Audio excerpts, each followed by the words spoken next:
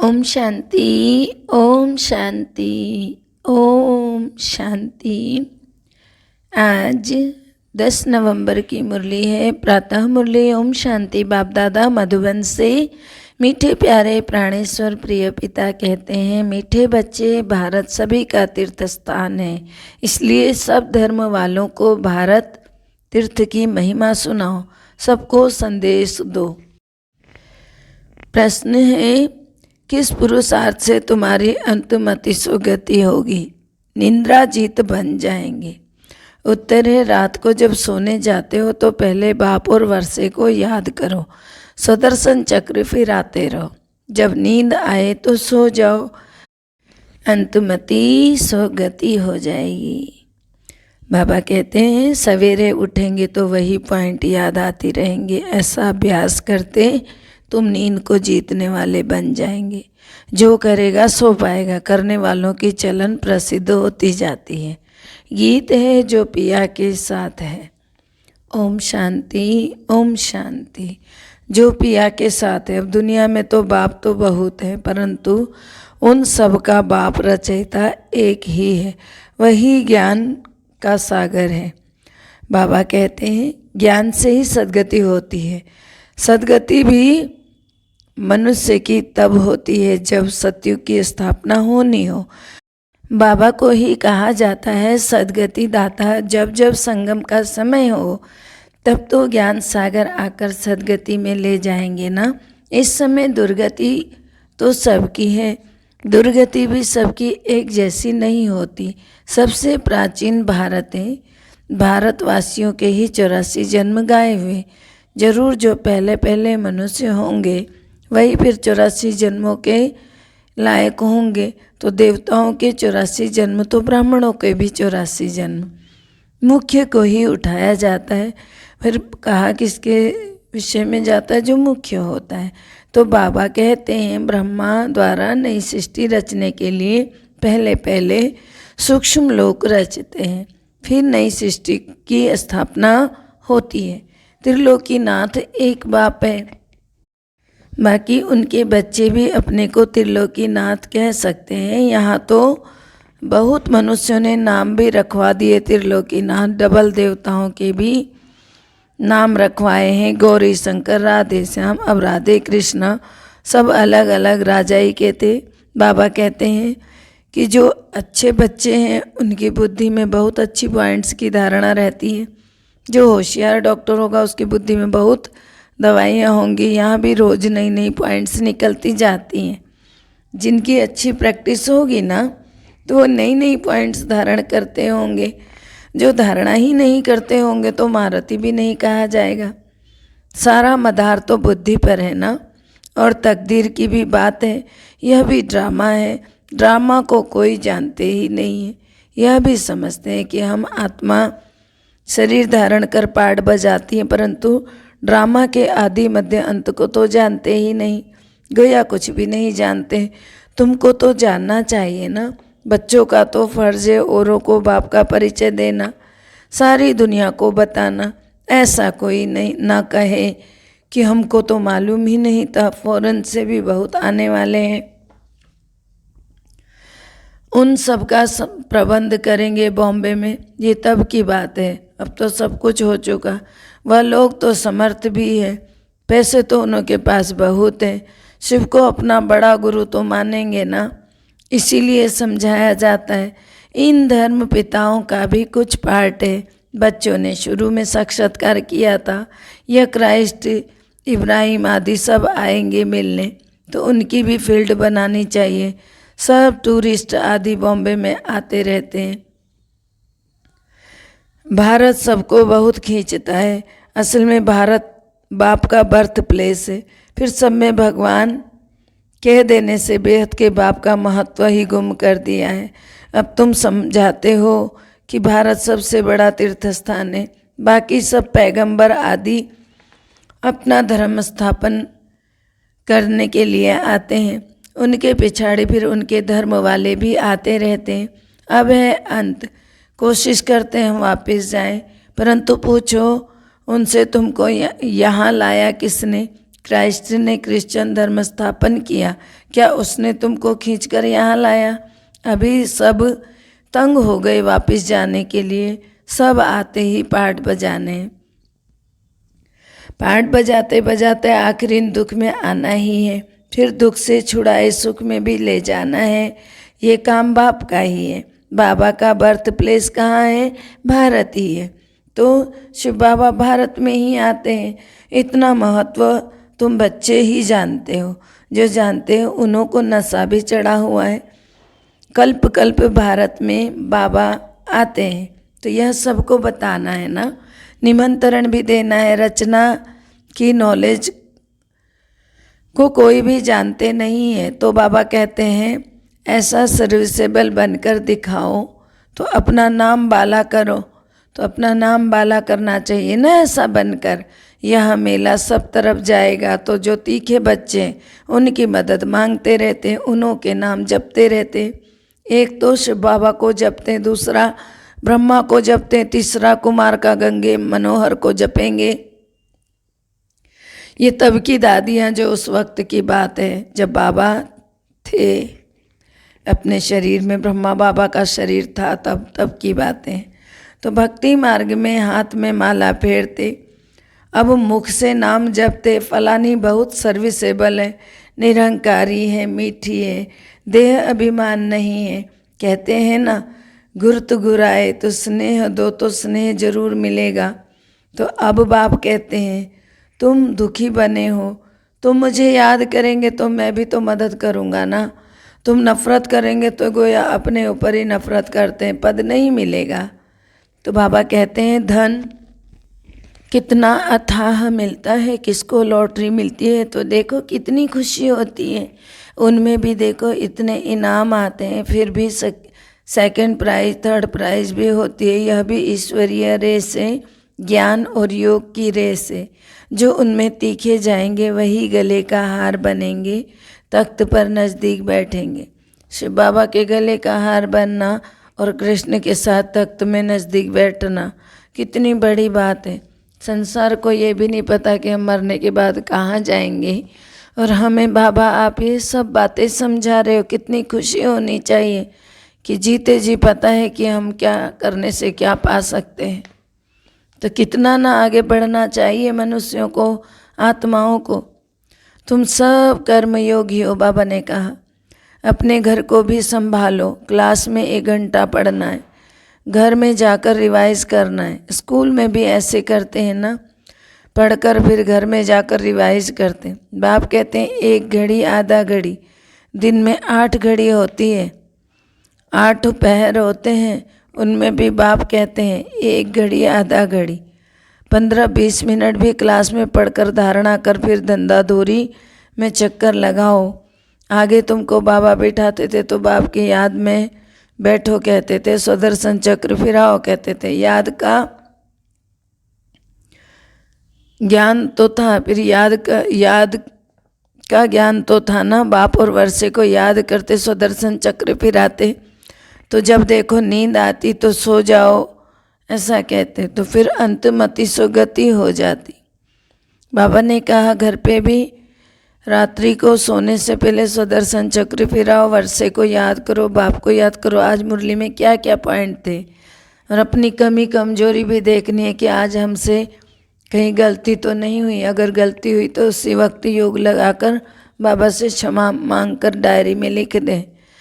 और बाकी जो गलती नहीं हुई, कोई अच्छे कर्म हुए हैं तो वो भी डायरी में लिख करके बाबा का भी थैंक्स करें, और अपने आप को भी आगे बढ़ाने के लिए उसी अनुसार चलने की कोशिश करें। ऐसा अभ्यास करते करते तुम नींद को जीतने वाले बन जाएंगे, और सुबह भी पॉइंट्स याद आती रहेगी।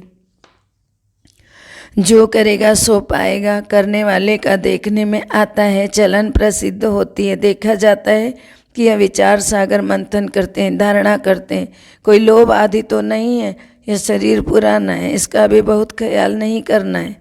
यह ठीक भी तब रहेगा जब ज्ञान योग की पूरी धारणा रहेगी। धारणा ही नहीं होगी तो फिर शरीर और सड़ता जाएगा।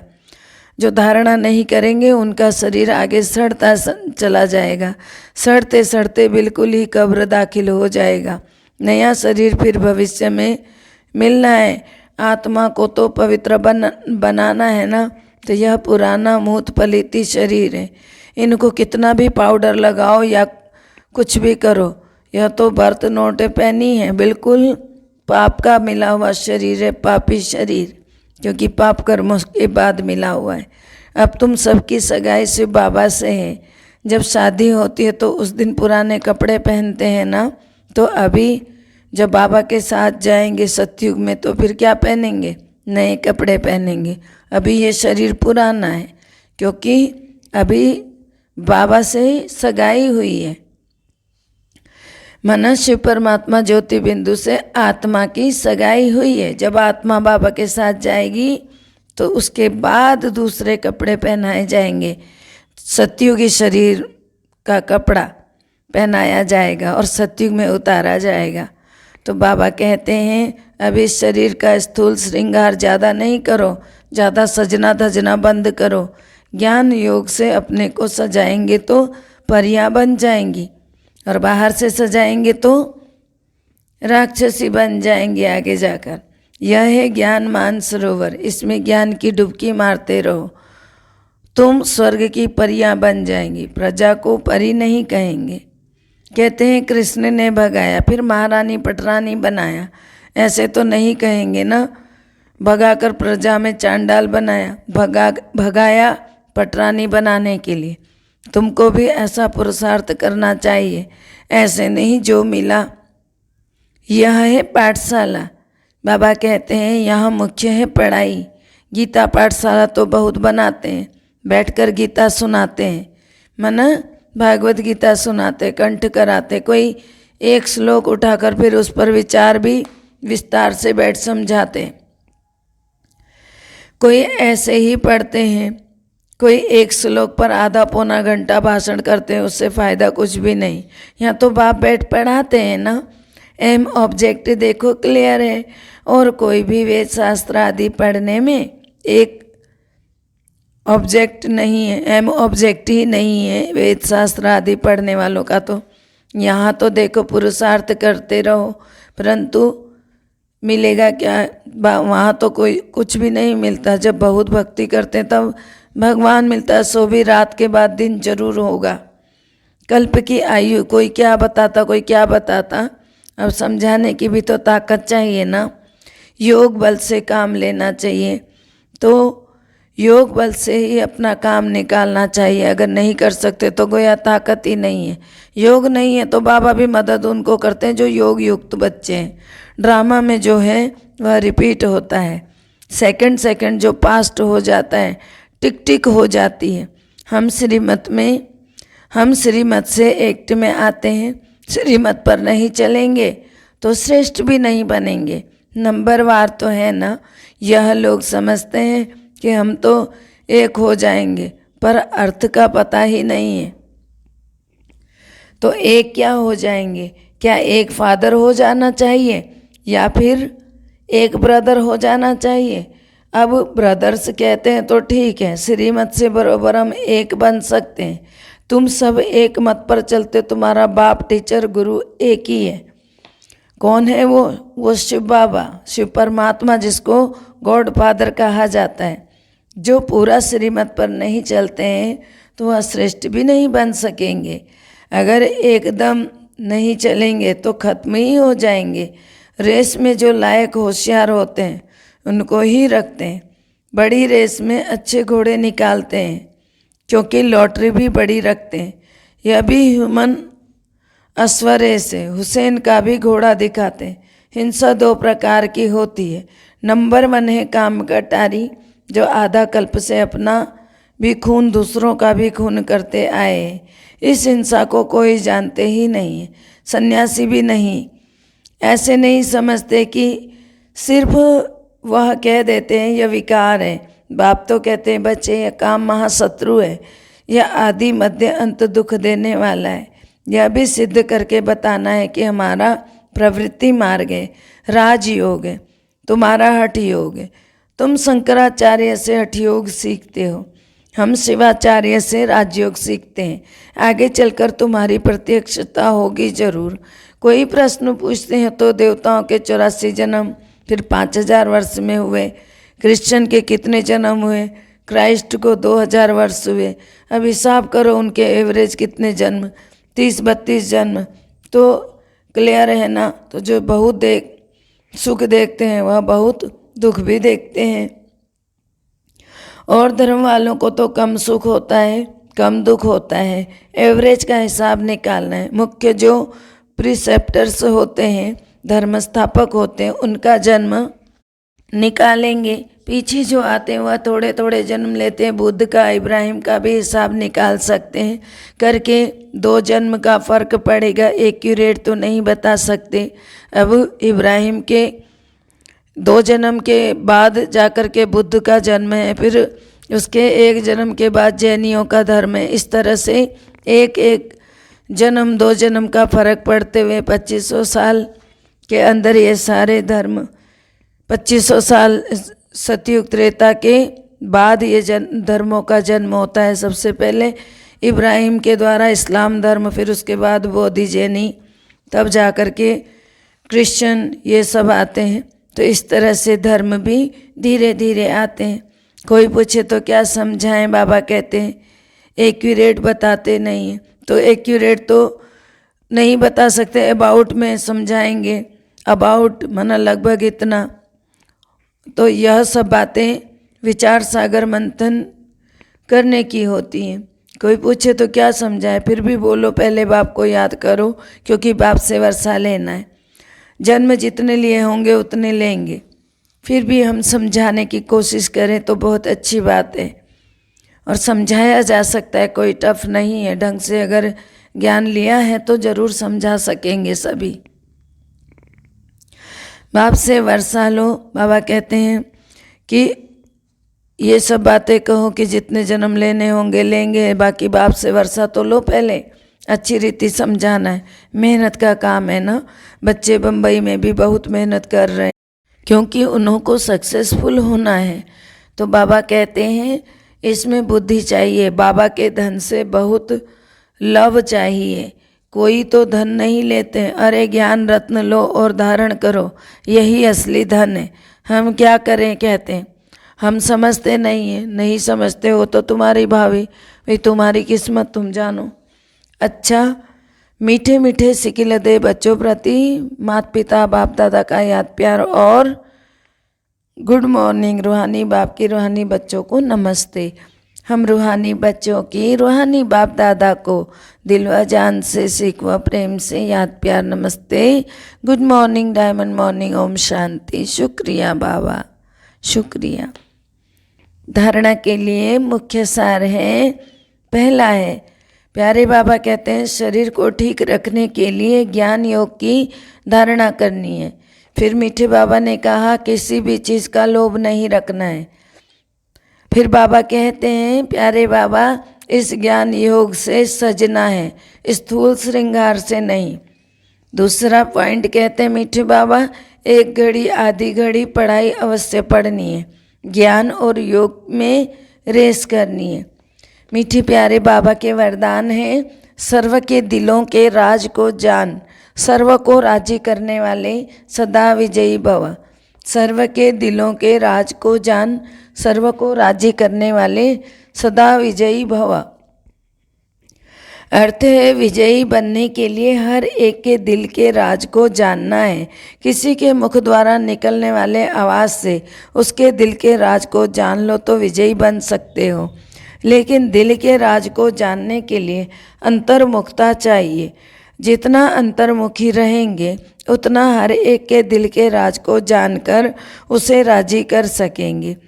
राजी करने वाले ही विजयी बनते हैं। कोई भी कोर्स समझाना है, कुछ भी है, पहले उनसे पूछना पड़ेगा, उनसे 2 बात करनी होगी। जिस तरह से वो बात करते हैं उसी हिसाब से उनको समझाना है।